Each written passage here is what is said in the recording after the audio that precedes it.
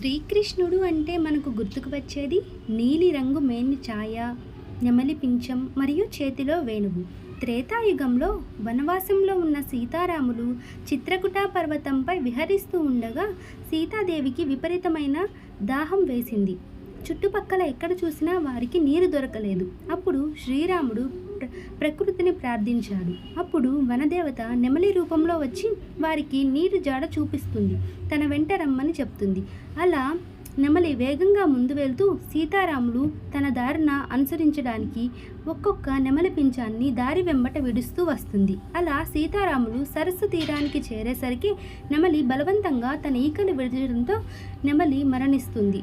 అప్పుడు శ్రీరాముడు తన మరుసటి జన్మలో నెమలి త్యాగానికి గుర్తింపు లభిస్తుందని శ్రీరాముడు వరమిస్తాడు. అలా తర్వాతి యుగంలో ద్వాపర యుగంలో శ్రీకృష్ణుడు నెమలి పింఛాన్ని అలంకరించుకుంటాడు.